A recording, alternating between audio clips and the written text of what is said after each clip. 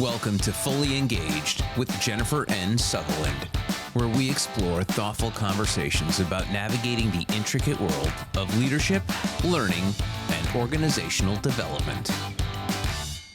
Hi, everybody. Thank you so much for joining us for another episode of Fully Engaged with Jennifer N. Sutherland. I'm very excited to introduce you to today's guest. Her name is Melissa Swift. She's the founder and CEO of Anthrome Insight and author of the award-winning Work Here Now, Think Like a Human, and Build a Powerhouse Workplace. She's a leading voice on tackling work intensification, helping organizations and leaders create more effective, sustainable, and human-centered workplaces. Melissa, welcome to the show. Thank you. I'm super excited to be here. So glad you're here. The show is called Fully Engaged, and I love to start these conversations by asking you, what does fully engaged mean to you? Yeah, it's a great question because I'm a big believer in efficient frontiers, right? I don't think full engagement is like, the usual like, oh, I'm giving 130% of the time, right? For me, fully engaged is I am engaged the right amounts at the right moments in a way that like I'm at my efficient frontier. I am the most like productive, happy human being that I am, and I am contributing maximally to my employer as well. I really believe in that kind of win-win. But it makes me reject a lot of some of the kind of like hustle rhetoric of like everything's got to be 150%, if that makes sense. People used to say work-life balance, and we all know that doesn't exist. You can't balance both things equally. You kind of give and take, and it has to, you kind of decide where that's going to go. Kind of the same idea. Absolutely. Absolutely. And again, it's moment by moment, right? There are times when we want to work a lot, right? And that's awesome and fantastic.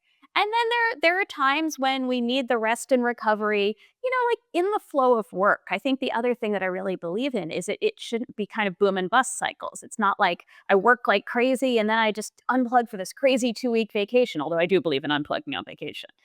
But each day should have a rhythm of, I'm fully on, I'm less fully on. I think that's what a great working day looks like. And also a productive one, by the way. Absolutely. Absolutely. Every week's going to be a little bit different. You're going to have a little bit more upfront work and a little bit less on the way. I love it. Okay. So I know you're working on a new book now, but I want to go back to your last one, which is called Work Here Now. What inspired you to sort of focus on that human side of building what you call a powerhouse workplace? Yeah, so it's interesting. Work Here Now started out in my brain as a very different book. It was going to be like this like crazy tour through kooky stuff we do at work and like weird rituals and like why did we do agile this way and just like kind of funny stuff. And then COVID hit. And we all had front row seats to trying to get work right under the most difficult conditions possible. And that's kind of where Work Here Now was born, was like me trying to do these crazy like webinars on the future of work, which by the way, how did I know that better than I, like, right? Like we're 2 minutes into COVID and I'm going to advise after, oh my goodness, crazy madness, and I'm on this like table and my computer's rocking on the table. And I'm trying to, by the way, teach my daughter who is then in kindergarten, Well, virtual kindergarten, which is just like not a thing. That should not be a thing. And I'm trying to do all of this at once. And it really got me thinking in this visceral way about like, can we, I understand we're in a crisis situation, but are there things that we can fix going forward where we just, the kind of the match of humans and work gets a little bit better because it made me see so much room for improvement. I love that. I love that. The book talks about thinking like a human and workplace design. To me, design thinking, human thinking is so important. I come from an L&D background. It's just so critical in the way that we approach things. How do you define that in sort of practical terms when you talk to leaders or think about leadership? Yeah, so some of it is like, for me, I was raised by 2 doctors. Sometimes I come back to science, right? That if neuroscience tells us people's attention spans are like this, if neuroscience tells us our brains overheat after too many Zoom calls in a row, if from the L&D world, a lot of adult learning theory, right? We have Yep. scientifically studied what makes people learn, and then like we ignore half of it. We're like, it's fine, okay, your brain looks like it's on fire, it's totally okay, and like We're going to teach you in this way that's really artificial and doesn't have to do anything to do with how we know adults learn, right? So a lot of times I really come back to the science of humanity and what the data tells us, because I think that's a compelling conversation with leaders, that intuitively there's probably a third of leaders who are going to just like get it intuitively about how to think Right. like a person. And then there's another one third who are, I think, actively averse. So a lot of the conversation is with that middle third who could kind of go one way or the other. And I think you got to drive it out of a lot of times, like data, science, evidence. Like, look, you do it this way, you do it this human way, and all the stuff you're trying to accomplish is just going to get more effective. It's just going to work better. Like we all want that. I love that. I love that you referred to you because you grew up with parents that were doctors. That you revert back to science. Science is comfortable. It makes sense. It's sort of clear.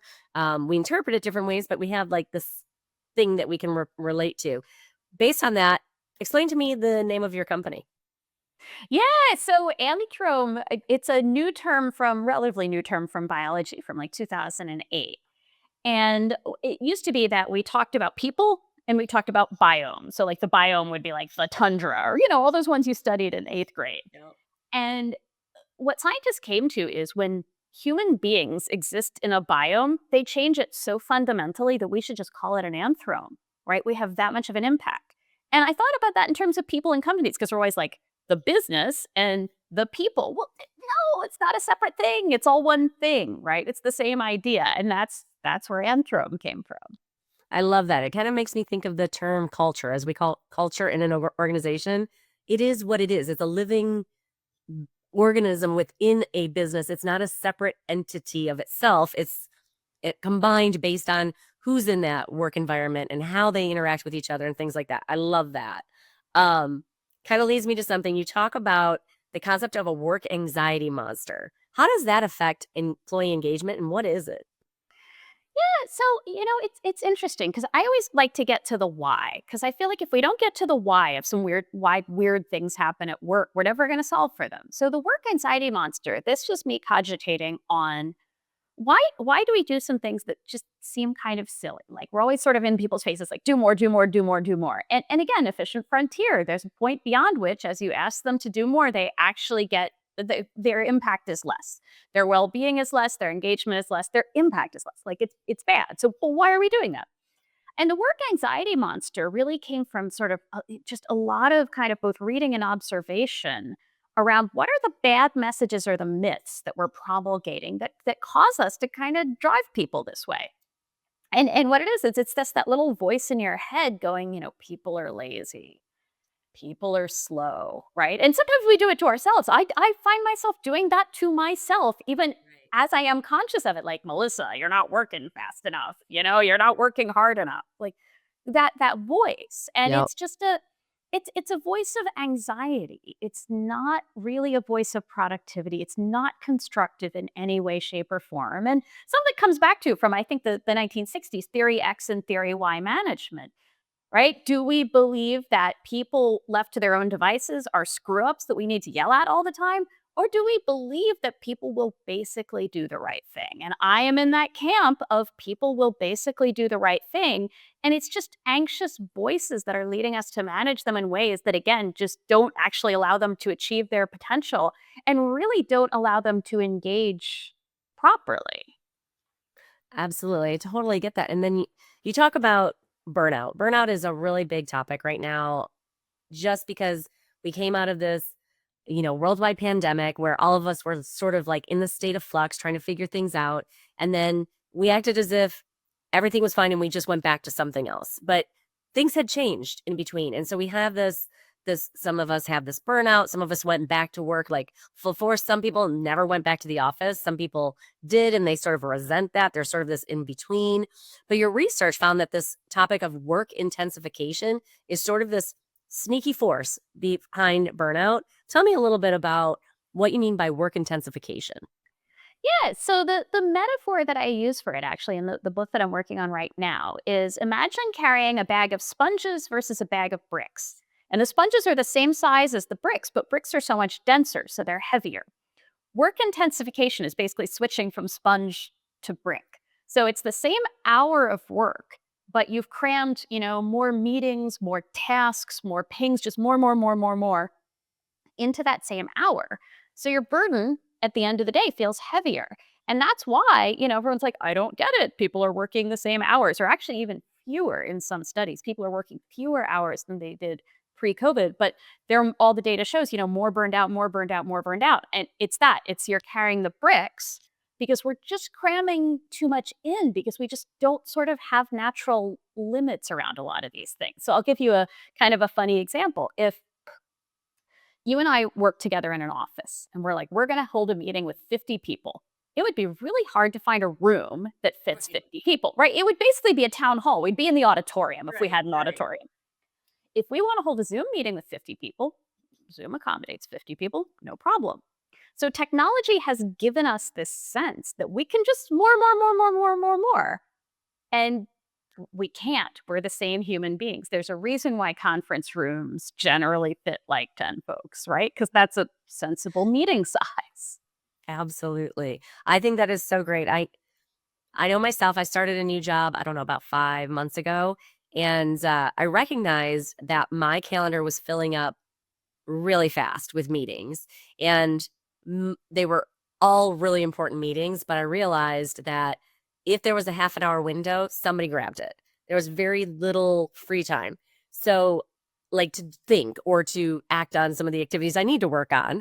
And so just yesterday, I went ahead into the future and I blocked an hour for lunch somewhere on my calendar for every single day in, like, basically for the next several months, just so that I have that time blocked. And I know it's not intentional on my coworkers' behalf. They're not like, oh, I hope Jennifer doesn't get to eat today or take a break.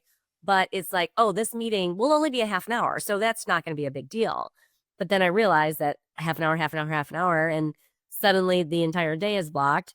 And I feel like I haven't gotten anything accomplished because I haven't been productive to do those things that I have on my to-do list because I'm having conversations about some other things. So I started doing that, and I started blocking time on my calendar to do actual activities. So put it as busy. I will say what I'm working on, so I kind of keep myself as my to-do list. But I know exactly what you're talking about when you think about that sort of, it's the same amount of 8 to 10 hours a day that I'd been working before, but it feels different now. It's more. Yeah. The intensity of it, the intensification, the intensity, what's being packed in that amount of time is much different. And the meetings I'm in are very intense, productive, good conversations, strategic meetings. But that also takes a lot of brain work, right? So it's not just like tactical, like, oh, let's write down 10 things. It's what are the big rocks that we have to move? How are we working on it? So I love that idea of work intensification. In fact, I'm going to ask you a few more questions about it if you don't mind. Go for it. So you talk about work intensification, you kind of break it down into 3 categories. So one is too many tasks, one is too interdependent, and one is too emotionally infected. Which one do you think is most damaging to, say, long-term organizational health and culture? I actually would go for number 2 just because of its kind of sneaky nature, right? So the too many tasks one is a bear. And in the research we just did, by the way, we found that even the C-suite is getting hit by too many tasks, which, like, you know what I mean? If CEOs are getting whacked by too many Right. tasks, what hope is there for everybody? I mean, it's a really scary thing to find. But and the third one, I think, is very hard on folks, right? And particularly when you look at data from, let's say, folks in customer service roles or folks in Yeah. healthcare, like it gets the emotionality of the workforce, upset customers, blah, blah, blah. And there are technological things that have happened that have made it worse. So, the introduction of chatbots. If I'm the Yep. customer service person, by the time a human gets to me, they're like mad, they have a complex issue, right? It's not, those jobs have legit gotten harder Right. because of the introduction of technology to help folks in customer service. But those two things are very visible and very apparent, and there are brute force things you can do about it, right? There are things like, you can say, you can introduce technology that shows the emotionality of a customer service call, and then if the person goes into the red zone, right, you can say, okay, you get an hour off or whatever. You know what I mean? There's Yeah. tasks, you can count tasks and get rid of them. Like, it's not always done, but you can do that. Interdependence is sneaky impossible because part of what happens is that as everyone's work is more and more intertwined with everyone else's work, it starts to generate, meetings that aren't like the meetings you were just talking about, right? So you're saying, these meetings are consequential, decisions get Right. made, strategy gets formed, right? Those are good meetings. Interdependence creates a lot of what I've heard called work about work, where you're spending Right. so much time coordinating in this and that, and I'm waiting for this and that, and I didn't get this from that person, and that stuff, I mean, that's what Jamie Dimon ended up ranting about in part, and he's saying something has to go through 17 committees. And again, the man is the CEO of a gigantic company and he feels oppressed by Right. interdependence. That's how bad it is, and that just absolutely fascinates me. And I think it's one where we have to unwind some of the myths about collaboration. I think that's a bit of where the solve is we think all collaboration is good collaboration. And I think many organizations actually have a culture of toxic over collaboration where it shouldn't be that interdependent. You should be allowed to, like hand off the decision rights, make the decisions, have the right governance, and let people be adults. And that's a bit of what's gone wrong. And I think that one fascinates me because it just really like just creeps up on you. And then it's like, your head's gonna explode. Right. And you're embedded in suddenly all these projects and conversations that how do you like sort of it gets yourself sort of unwoven in all of this in order to like extricate yourself is where I was looking for in order to make it make sense and in order to not feel like you're dropping the ball on something, but maybe you weren't meant to be a part of it in the first place. I know that I've worked for companies that many times, like the big concern is you don't want to have silos. No silos. Nobody should work in a silo. Nobody should work in a silo. But to your point, there are some things that should be done autonomously that should not be groupthink, consensus decision making that can be based on your expertise, your niche, your specific data points, et cetera. So I love that idea of thinking of where does that make sense? So how do we start to impact that in an organization that may be too woven in that interdependence? How do you start to kind of pull that apart a little bit? I think there's two versions of it. There's one, what you can do as an individual, and then there's what you can do as a leader. So I'll start with as an individual. I think we all need to be more fearless about stepping out of things when we're not really needed. And having the courage to say, I am not needed for this, or you need me at these points and you don't need me at all of these, right? You like one of my favorite things, you don't need me in this meeting. And it's very, and I don't want to, say, oh, it's so easy to say this. It's Right. totally countercultural to say that, right? It is like, oh my God, Melissa's not a team player. But I think if more of us said it, it would become more of a normal practice. So, putting your hand up and saying, I am going to have impact here. And due to that, you don't need me here, here, and here, right? I'm going to pull my little strand out of the friendship bracelet. Right. But then, as a leader, I think it's assigning decision rights. It's some really basic basics that have started to get neglected of who owns the decision. And you hear examples of in like some of the tech companies that people will be obsessive about saying whose decision is this? Whose Right. decision is this? Whose decision? That's good. It's good discipline, honestly. And again, it requires some political courage because if you're assigning the decision to the person and that somebody else thought it was their decision or somebody thought it was everybody's decision, everybody's decision is nobody's decision. Right. So just parceling out decision rights, not being scared to delegate, but also being fearless about putting your hand up and saying, if you want me to be accountable for X, I need decision right Y, and constantly balancing the scales there. Because I think that's where a lot of leaders end up experiencing a real sense of futility and disengagement is I'm responsible for all this stuff, but I can't make any of these decisions that drive this stuff. Exactly. Yeah, thinking about, technology and how technology can benefit us in that way. One of the things that I'm loving is whether it's a Teams meeting or a Zoom meeting, I love when we use the AI that does the summary and will call out basically action plans. So maybe it's hey, I don't need to be in that meeting, but feel free if there's something in that meeting that you think I need to be tagged in, when you talk about it, I'll read those meeting notes afterwards. I'll see what needs to happen. And if I have an action item, I'll either come back to you if I have a question or I'll just work on it. So to me, some of that with technology is kind of helping with that direction because I'm noticing I read those after each of the calls.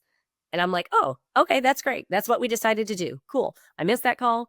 I'm good. I'm caught up. No need to take an action at this point. Yeah, no, I love that, and I think it's actually kind of a nice inclusive thing too, because we all have different. Not everybody's like an audio processor, Right. right? Like, I mean, you're talking to somebody. I will sit around and read transcripts of TED talks, which sounds really deranged, but that's how I prefer to consume them. I'm like really a word, like, Right. you know what I mean? I like to read written stuff. So for me, yeah, they're an absolute godsend, and there is a nice transparency and clarity too. If you see something in there and you're like, well, that's not what I remember, because the AI doesn't always get it perfectly. Right. It spurs the discussion because you have it in writing and you can say, look at that line. Do we all agree with that line? And, again, Exactly. some of that clarity and taking things out of the mush is very freeing and very empowering. It really is, and it kind of gives us a little bit more of a brain break, so I can pay attention to the parts that make the most sense. And if there's things that I'm like, oh well, that's not necessarily relevant to me, or I know I'm going to be able to refer back to the minutia of what you're covering, and I don't have to take copious notes during this meeting. I can just focus, and then backwards, I can kind of like look at the meeting invite. Like I love that. Um, so I'm very excited. You talked in April 2025. There was a study that you did that found 75% of the workforce feels overwhelmed. Were you surprised by the drivers, what you found, what people stated about that? 75% being overwhelmed. I wasn't surprised by that number because I just think, when you look at the research, even well before COVID, I think overwhelm was very high in the Yeah. workforce. Like COVID kind of, it shined a light on it, but it's been bad out there for a while. So I wasn't surprised by that number. I think some what I was surprised by was things like very senior executives being overwhelmed by literal tasks. That was a bit of a shocker to me. I was also pleasantly surprised that there was a group of people within the study who like felt overwhelmed and like just really like not good, but still felt motivated and productive. That was super interesting to me because, my ingoing assumption is when people feel bad, right? They don't feel like they're getting anything done. But there are folks who are kind of balancing that. And that group seemed to be taking more agency around fighting those three drivers of work intensification that we were talking about. That was a group of people that were actively pushing back on tasks, pushing back on interdependence, and trying to minimize emotion.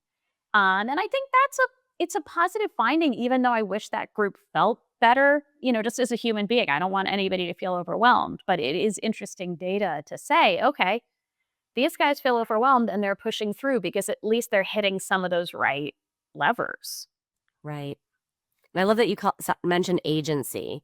It is interesting that the highest level leaders are feeling overwhelmed. I think 2.5 times more likely to always feel overwhelmed. CEOs Always overwhelmed. Yeah. always. Like that's a big That's statement. a statement. And so and you specifically called out tasks, and CEOs, most of us think of CEOs as being very strategic, high level thinkers and, the vision and, where are we going and that type of thing, but not very tactical or No, it's task like oriented. literal work. They're doing Right. literal work. It's Right. shocking. So how do you think things have changed in the work world that there's so many tasks they had to bubble up there? Do you think CEOs are not delegating in the same way? Like, what do you think has caused I, that? I think I've got a few theories. Number one, we got rid of everyone's EAs. Yeah. And I think EAs, that was an undervalued role where we did not appreciate what those folks were doing until we got rid of them, Right. right? It was probably, unfortunately, it was a group of mostly female workers and we didn't value their work appropriately. And look what happened, right? So that's part of it is that vital support pulled out of Right. the equation. Going along with that, we have more technological self-service. And coming back to your point about which I thought was very powerful about each 30-minute meeting, but then they all add up from different sources. It's the same with technological self-service. Okay, it's just a little thing you have to do online, yourself, and you just do it yourself. When you get 37 of those things in one day and they're all coming from different directions, suddenly again it adds up to intensified work. So loss of EAs, more technological self-service, but I also think that we're operating at a level of scale and complexity in a lot of companies that it's weird. It's like work is coming back up the chain. And, what let's say the direct reports of the C-suite might have been able to do 20 years ago now has to actually be done by those C-suite folks themselves. And that's a state of the world that, again, we need to address. structurally in certain ways. And some of it's also, I do think there's a spans and layers thing going on as well, that a lot of very senior leaders have very large spans of control, right? That, I mean, what is it? The CEO of NVIDIA has 60 people reporting directly to him. I can't You even know, imagine. so, but think about the tasks associated with people manage. I mean, I'm sure he's not like, filing everyone's performance reviews, right? Like, let's get real. But in your average company, let's say you're the CFO and you have 15 direct reports, like there's just a lot of tasks that come with that. And so that Absolutely. may be a factor as well. And especially, one of the biggest, um, to me, one of the biggest responsibilities of a senior leader or any leader is to build up and develop those that report to you, that work around you. And so that requires intense conversations, feedback, documentation, reviewing work and giving them insight, or giving them insight into what you're doing and kind of walking them through something so you kind of get them done. And it's hard to do that with 10, 15, 20 people that report to you all simultaneously. Um, Somehow that those other things sort of fall to the wayside. And I know myself, I always hear from my team, they want more of my time. I have a weekly one-on-one with them, and I covet that. I really am very fiercely protective of my time with my team. So if I have to move it, I will move it. I might have to break it into 2 half-an-hour windows, things like that. But every week, it is critical for me to meet with my team. But even that, they crave more of my time.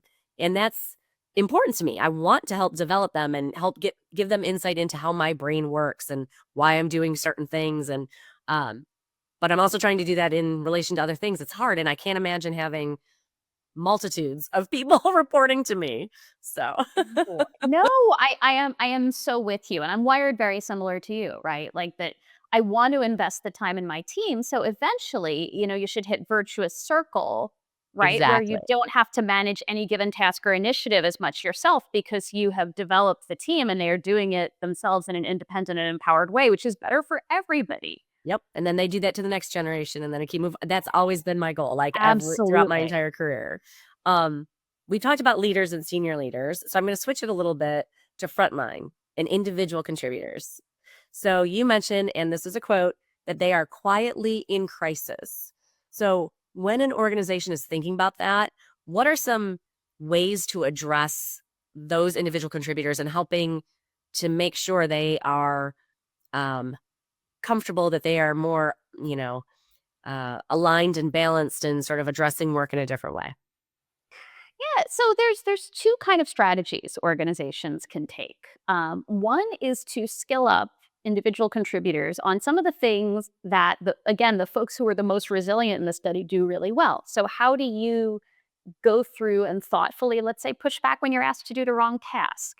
How do you Right. minimize interdependence, right? I mean, for ICs, that one is critical because as an IC, you can just feel miserable in an interdependent system, right? Like you're working on your own, but like stuff's coming from every direction. Yep. It's like, this spaceship going through an asteroid belt. Asteroids are just coming at you. Things like managing emotion in the workplace. These are all topics you can train around.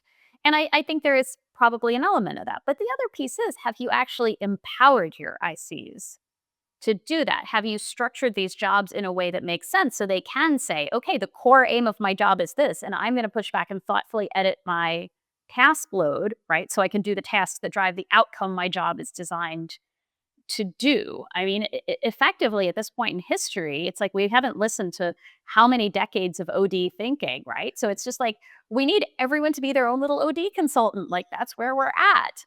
But you have to empower people to do that. You have to give them the space to do that. And I think sometimes ICs just become almost like the garbage collectors of the organization, right? That all the emotion, negative emotion, a lot of it flows to them, a lot of interdependence flows to them, all the ad hoc tasks. And it's not a right way to construct the roles. What should be like empowered, ultimately kind of going up an expert track Right. roles, they shouldn't be kind of getting garbage dumped on their heads all the time. Yeah, I always think of those individual contributors. It's a weird place because there's like minimal authority and empowerment and autonomy. So it's hard to structure and get the best out of somebody unless you're maximizing those three things. There needs to be some of that balance, or it has to somehow ebb and flow there so that they have a little bit more of one at some time or another, to help them feel Like they can get their work done without basically feeling they're doing somebody else's work because it flowed down, like you said. Yeah. Absolutely. And I love that you use the word autonomy. It's interesting. There's been a great dialogue kind of about, is it flexibility people want or is it autonomy? And I think autonomy is like something we don't talk about enough. So that really resonated. I love that. So we're going to talk about practical strategies for HR leaders. So that's a lot of my audience is HR leaders specifically. A lot of your work is around how to improve a workplace, what we need to be aware of, what's sort of stressing people out, how are we working and interacting with each other. So your study shows that managing work is more effective than mindfulness or self-care in fighting overwhelm. So I'm going to say that again. Your study shows that managing work is more effective than mindfulness or self-care when you're fighting overwhelm. So what's one example you could say of managing work well? Maybe an example we haven't touched on yet. Yeah. So I think, one really good example is just, can you pull down numbers of priorities? Like in general, managing work well, a lot of it relates to just numbers getting smaller. Yeah. So we have 7 priorities, have 4. Like it's that mechanical in a way. And I think that's something where, if you can kind of get to that level of we're going to cull down the work, think about it. It's like if I'm going to, I cut my hand on a kitchen knife, right? And it's effective, like, mindfulness and self-care. That's like putting Neosporin in the Band-Aid, right? And Neosporin and Band-Aids work great, but you know what else works great? Not cutting your hand in the first place. And that's the managing work. Yep. And I think taking that, analogous to a lot of workplace health programs that now focus on prevention, right, rather than treatment. This is the prevention side, and I think there's a useful role for HR to get involved, and particularly when coaching executives, because HR, whether it's your job or not, in speaking to HR professionals, this is sometimes actually the part of their job they like the most, but stresses them out the most, is just being the ad hoc coach to Right. executives, whether Absolutely. they're assigned to or not. And I think coaching around literally workload management is a great area for exploration for HR, that it's not all just about, okay, well, just try to like take an hour at the end of the day and take a breath or whatever. Like that stuff's needed. Like to your point about scheduling lunch, like do Right. that. Don't not do that. But, look at things like, like what you did of I'm looking at my calendar and I don't see any space. Yep. That's a tell. Exactly. It's funny. One of the things I think about when I think about priorities, a lot of my team will come to me and say, I'm starting to feel a little overwhelmed. Here's 8 things that are on my list. Help me. And we have conversations about what's going to be most important to the business. What truly is going to help our stakeholders? What is that next step? But one of the things I normally think about is whenever I've left a company and I've left a job, I will, make sure I'm trying to cross off everything off that to-do list that I'd had. And I'm making sure that everything's in a good place in that organization before I leave. But it's funny, some of the things that have rolled over on that to-do list for 3 months, 6 months, 8 months, 9 months, a year. And I'm about to leave the organization and I think, that was never that important. That was like maybe important to me, but nobody ever came to me. Nobody said, Jennifer, we really need this from you. Or if your team could do this, that's going to take us to the next level. It was either like a personal project that I was like, ooh, this would be fun to do, or something that seemed like worthwhile. But those things that I don't have time, that I don't prioritize when I'm leaving an organization, those are the things that I go, yeah, that never should have been on my to-do list for that long anyway. And I've stressed myself out by rolling it over and over and over again. So I try to think of those same type of things now. When I look at my to-do list, what are the things that 6 months from now I'm going to be like, if I didn't do that, is that okay? Like, is it going to be okay? Because I do agree with you that managing work well, balancing things so that you still get the strategic stuff done, right? Everybody loves the strategic stuff. You want to be like, let me think of the vision for the team and what we're going to work on and how we're going to make that impact. But we also, at that end of the day, need that productivity and that effectiveness where we go, yeah, I accomplished something good today. Like, not every day can you do all the strategy, because sometimes you have to do the day-to-day stuff that makes you feel good and makes you feel like you crossed off I'm one of those people that'll create the to-do list so I can cross it off, right? Totally. Totally, it's satisfying. I mean, it feels good to feel effective, right? There's a huge virtue in that. Uh, Absolutely. That intrinsic motivation, right? It's not just the paycheck. It's like, ooh, that felt good to do today. That felt Good good. to do I it. earned my Yeah. money today. Yeah. But I think it's interesting when you abstract up to organizational level, what you were just talking about at personal level. Think about how many organizations have tons of open recs, right? And these jobs just sit open for Yeah. years, right? It's a version of that. It's we have Yep. work that doesn't necessarily really need to be done, but we think it needs to be done. And that's what Mm. a long-term open rec, it's either that or we're searching for a real unicorn. But a lot of times it's, you know what, this work didn't matter as much as we Right. thought it did. And This is no that's longer what the we priority. Hmm. yeah, that's what we got to get better at. To your point, what work matters for the end result? We solve that, we solve so many things. I love that. So I know I love to talk about AI. I use AI quite often in various aspects of my job. So how do you see AI adoption intersecting with that challenge of sort of work intensification? Is AI going to make things better or worse, and how? It's a fantastic. I've been spending a lot of time thinking and talking about this exact question.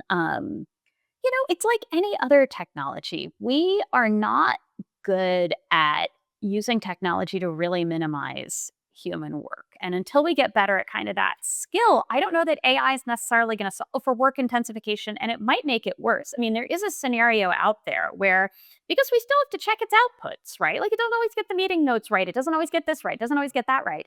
If it gets to a point of it's being used a lot, but the accuracy is still not that great, we're going to spend all our time checking AI's work, and that's going to become another driver of intensification. So we obviously, don't want that to happen. I always think about, I mean, it's like a funny example, but in the Jetsons, remember George Jetson's whole job was just to push a button. That was Yes. like what technology, but he still had like trouble in the, he's still fighting with his boss and right. Like there was still every kind of workplace trouble you could imagine.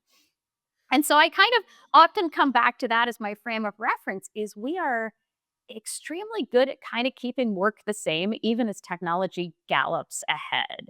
Like I rewatched 9 to 5 the other day, and that movie is I think 55 years old. And with some adjustment for like copy machines and Right. clothing, that movie could be made today. That movie is more than half a century old, but because Oh, yeah. workplaces don't change that much, No. and that to me is the really interesting question. That's why I'm sort of super focused in this almost like Freudian way on pattern breaking, right? It's like, how do we just break out of some of these weird, crummy patterns because things don't change that much? Right. Exactly. It's not gonna change unless we change them, because otherwise they're gonna keep happening. I asked the question about AI immediately after this conversation. I actually am going to be reviewing three different potential chatbots that we plan on using for a project and analyzing them and really putting together. And what's funny is I used AI to create the criteria that I'm going to evaluate the AI bots with, and came up with like the scenarios using AI. So I'm using AI to then critique and evaluate three other different AI. But I think it's, especially in learning and development, there's ways that it just makes sense that will make things easier, like content curation, designing pathways, helping to write training objectives. But when it comes to true like adult learning theory and workshop design, we'll always need a really effective facilitator. We'll always need somebody who can like pivot the conversation. And so that balance of where AI sits, there's certain things that I think, oh yeah, this is going to make like things a lot easier. And other times I'm like, don't see this replacing anything at this point. Like this is still, we need that human interaction, that empathy, and the communication and that networking for sure. Yeah, no, absolutely. I mean, look, if AI could really take on knowledge management, I mean, that would be chef's Right. kiss. Amazing. Absolutely. Yeah, Absolutely. We yeah. feed all the details into it, and then it just spits it back out to us when we ask different questions. Is that where we're at right now?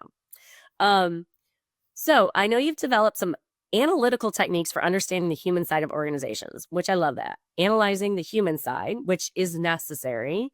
What has had sort of the most impact that you found? I think one thing that I've done at a lot of organizations that we kind of don't do enough of is, and this is so egregiously simple, is just aggregating certain kinds of individual data and really looking at population data. So assessment scores, not about anybody's individual personality characteristics, but what are the characteristics of the population?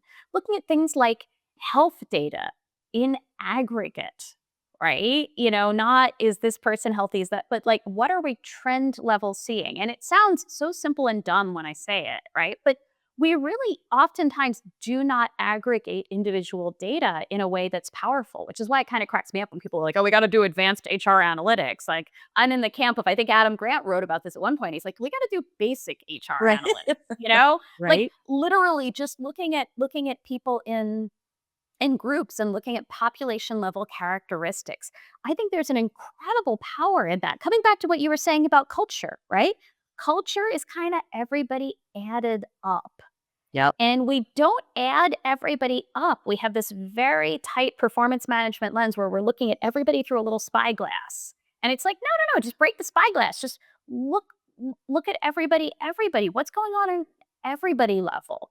And because that then drives organizational choices rather than like, well, Bob is high reactiveness or whatever. Okay, fine. The whole population is high reactiveness. What does it mean that our culture is reactive? Right. These are the questions we got to go after. So for me, the power a lot of times is just taking individual level data up to population aggregate, which again, not like the cleverest, but super effective. And I love that because that's how you could recognize trends and patterns. If you're looking at each individual person as their own thing, you don't get to see that. You don't, and you'll never recognize the outliers that way either. So I Right. love that idea of sort of looking at it all. I'm actually in the process of creating a role that I think will be really impactful for the entire learning team. Not somebody that just pulls reports as needed, but truly is analyzing what's happening with learning in our organization and how are people approaching it and what questions are we getting and who's taking what and why. So figuring out and hiring the right person that has that critical thinking and that sort of analytical brain but can tell the data story. To me, that's the biggest thing. Don't just give me a whole bunch of numbers, but tell me a story. Tell me what this means. Help me understand what this is telling me and how we need to do things a little bit different. So I love that. Oh, I'm excited I want you to loop back with me and let me know how that goes. Cause I love the idea of that role. I think it's really powerful because it also takes the L&Ds, the great sort of design problem with the L&D universe oftentimes is reacting to ad hoc needs, right? Like you could Absolutely. just be ad Yeah. hoc all the time if you wanted to, and it would be a miserable mess. And so I love the idea of like, it's your job, your specific job to look systemically and across trends. And I think there's just a huge power to that.